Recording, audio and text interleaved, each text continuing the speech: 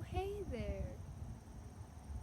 I just wanted to tell you that Jesus is awesome and he really loves us and he really changes our lives. And I know this because he changed my life and I'm going to tell you about it. So,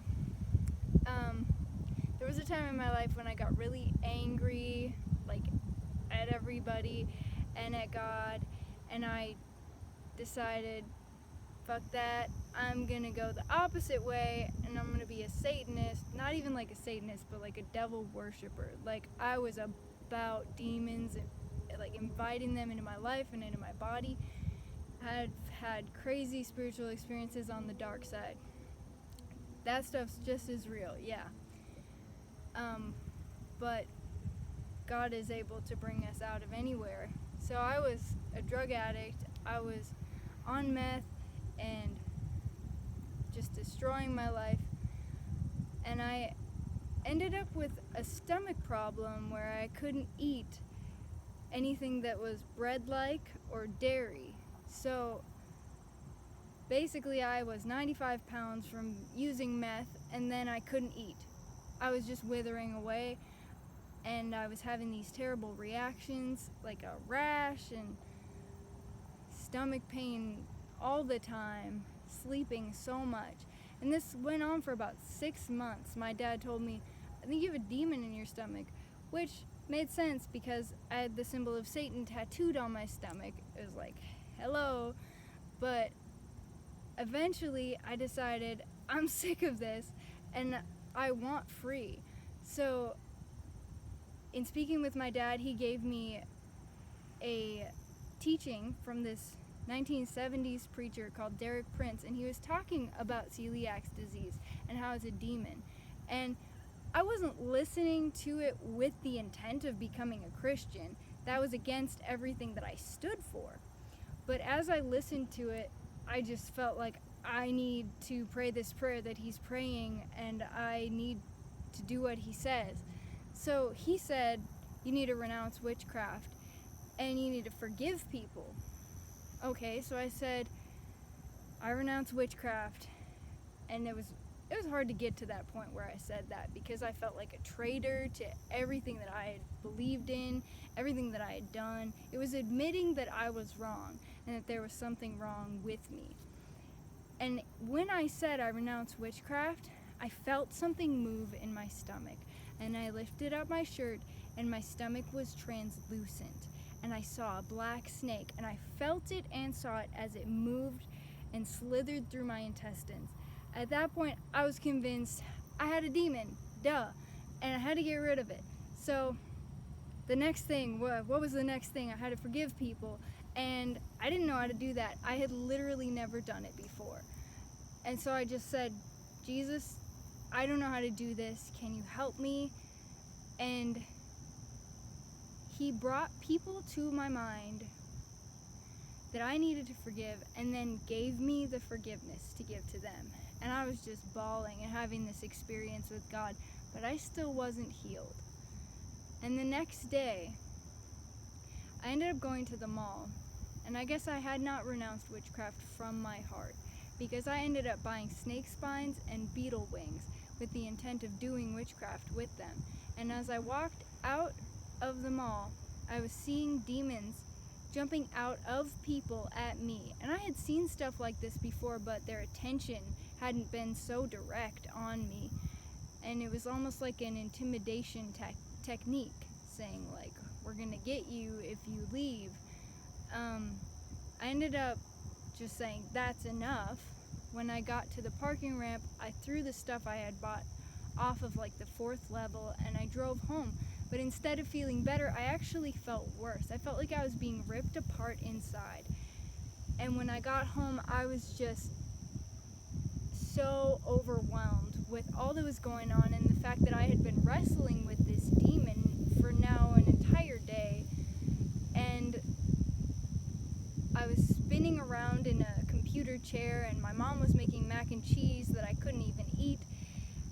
But I just was thinking about all the stuff that had happened and realizing it was too much. And so I lifted up my hands and I said, I can't do this anymore.